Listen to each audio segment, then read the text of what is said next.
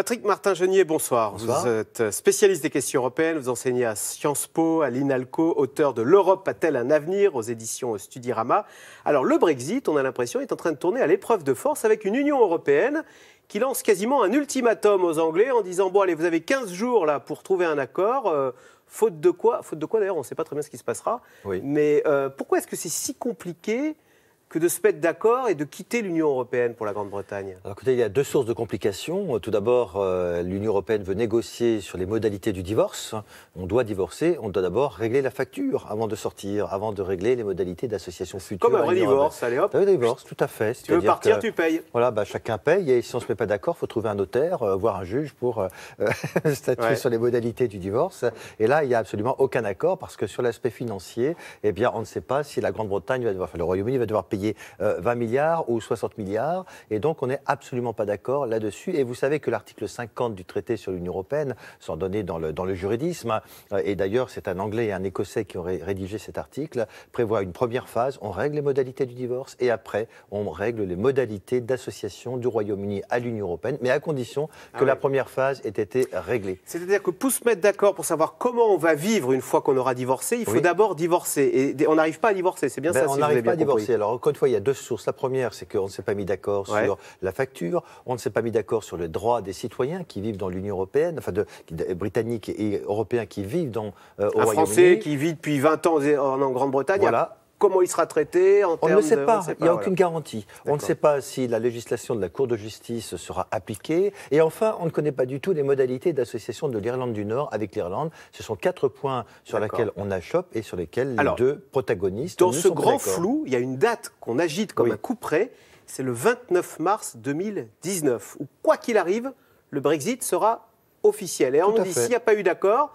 Alors là, on entre dans une zone où on dit même les avions anglais ne pourront plus atterrir en France parce qu'on ne sera pas mis d'accord sur des choses aussi simples même que de traverser la Manche, pour un chien de traverser la Manche. Non, je crois qu'il ne faut pas donner dans le catastrophisme, il ne faut pas non plus dramatiser la situation. On aura, je pense, un accord. Et de toute façon, à supposer même qu'il n'y ait pas d'accord sur le Brexit, eh bien, je pense qu'on préservera le minimum, à savoir cette liberté de circulation entre la Grande-Bretagne. Les avions pourront continuer à atterrir. Et je pense qu'on évitera ce genre de travers, précisément, parce que les gens seront plus raisonnables que les difficultés qu'on doit surmonter. Patrick Martin-Genier, quel bazar. Si les Anglais avaient su, est-ce qu'ils le revoteraient de la même façon Non. Non, vous pensez que non? Ah non. Le Brexit ne repasserait plus aujourd'hui? Ne repasserait plus, parce que c'était une formidable campagne de mensonges. On a menti considérablement. Je voyais il y a 15 jours au Royaume-Uni, on disait, voilà, on va récupérer 350 millions de livres en l'espace d'une semaine. Ce sera l'équivalent du budget que nous versons à l'Union européenne, qui sera reversé dans le service national de santé. C'était un véritable mensonge sur le thème des finances qu'on va récupérer, l'argent qu'on va récupérer. Finalement, c'était l'application de I want my money back, je veux mon argent, et puis sur l'immigration, car vous savez que le Royaume-Uni est un pays très ouvert à l'immigration, dont il a besoin pour la main-d'œuvre. Et donc, on a dit, vous verrez, on aura plus d'argent pour les écoles, on aura moins d'immigrés dans les écoles, et on s'aperçoit qu'on manque d'immigrés dans les hôpitaux. D'ailleurs, il y a un chiffre qui est très intéressant, c'est que depuis l'année dernière, c'est entre 120 000 et 130 000 citoyens de l'Union européenne qui ont quitté le Royaume-Uni, car ils sont très inquiets pour leur avenir. Et ça met en grande difficulté les services publics britanniques. Voilà, on voit bien que ça a des conséquences très négatives sur l'économie. La Grande-Bretagne sera l'année prochaine la lanterne rouge en termes de croissance des pays du G7. Il n'empêche, les Européens du continent, les Français, les Allemands, ont une attitude un peu revancharde, de dire on va vous punir. Est-ce qu'il n'y a pas du coup chez les Anglais une forme de fierté à dire écoutez, on s'en va et on est fiers, on claque la porte, même si on a eu tort, on se drape dans notre fierté de God Save the Queen. Voilà, God Save the Queen, mais avec Boris Johnson, qui n'est pas très sérieux entre nous, qui conteste constamment l'autorité de Theresa May. Récemment encore, hier, une lettre a fuité dans la presse selon laquelle Michael Gove, qui est le ministre de l'Environnement et qui était un Brexiteur, et Boris Johnson mettent en demeure Theresa May de quitter l'Union européenne. Alors qu'ils sont du même parti. Alors qu'ils sont du même parti. Et je vous rappellerai que la Première ministre est en grande difficulté, car 40 députés conservateurs ont signé une motion motion de censure contre elle, ce qui veut dire qu'on pourrait considérer aujourd'hui que ses jours sont comptés à la tête du gouvernement.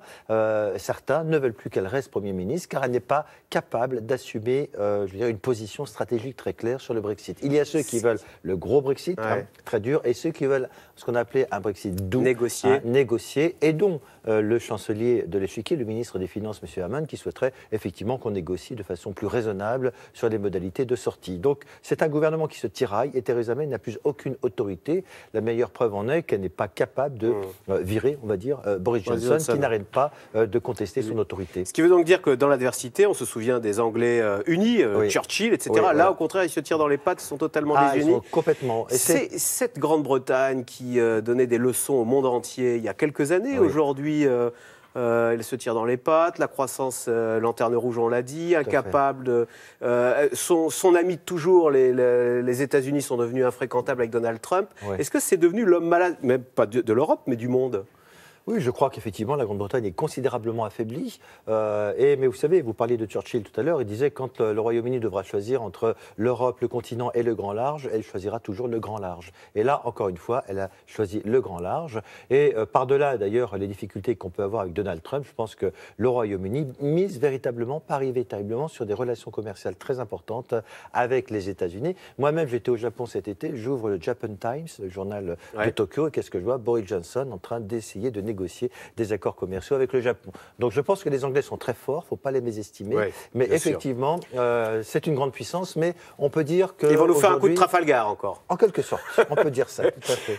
Est-ce que d'une façon ou d'une autre, sur le plan politico-économique, nous profitons de cet affaiblissement de la Grande-Bretagne au sein de l'Union européenne ?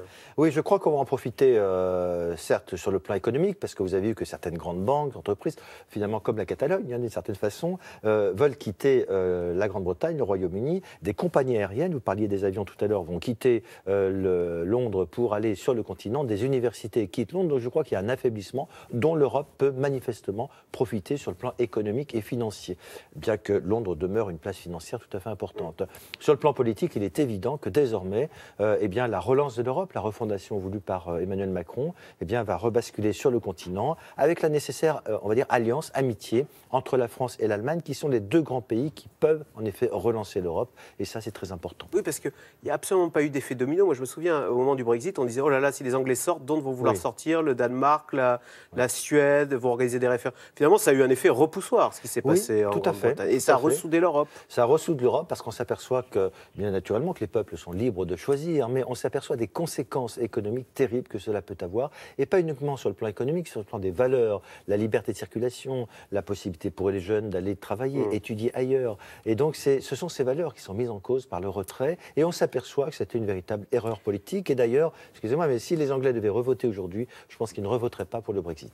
En tous les cas, c'est vrai que ça a redonné de la vigueur à ce couple franco-allemand. Est-ce qu'on vit un moment crucial en ce moment ? Parce que pour que l'Europe aille de l'avant, il faut absolument qu'il y ait un gouvernement pro-européen à Berlin. On rappelle qu'en Allemagne, Angela Merkel ne décide pas tout.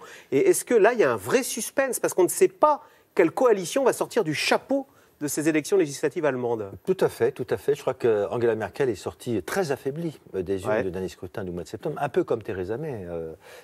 Effectivement, elle est très affaiblie parce qu'elle doit concilier son propre parti avec les écologistes et avec les libéraux. Tout le monde sait bien les libéraux sont anti-européens. Alors, est-ce qu'ils sont anti-européens ? Ils ne sont pas aussi européens que la précédente coalition avec les sociaux-démocrates, mais il est évident que le leader européen ne souhaite pas aller dans le sens d'Emmanuel Macron, à savoir le leader des libéraux. Le leader des libéraux ne souhaite pas aller vers un renforcement politique de l'union économique et monétaire, et cela pourrait effectivement constituer un frein à la relance de l'Europe. On le connaîtra quand, ce gouvernement allemand là Écoutez, les élections ont eu lieu à la fin du mois de septembre, ça va bientôt faire 2 mois, donc on devrait connaître ça, on va dire peut-être d'ici la fin de l'année, mais certaines rumeurs à Berlin laissent penser qu'en cas d'échec, il pourrait y avoir de nouvelles élections à Berlin. On va suivre tout ça. Merci beaucoup Patrick Martin-Genier. Donc je rappelle votre livre, L'Europe a-t-elle un avenir ? C'est aux éditions Studirama. Merci. Vous restez avec nous tout de suite. Caroline Roux, c'est dans l'air. Emmanuel Macron rend hommage aux victimes des attentats du 13 novembre, 2 ans après cette attaque sanglante. Qu'est-ce qui a changé ? C'est dans l'air est intitulé ce soir, 13 novembre, sommes-nous mieux protégés ?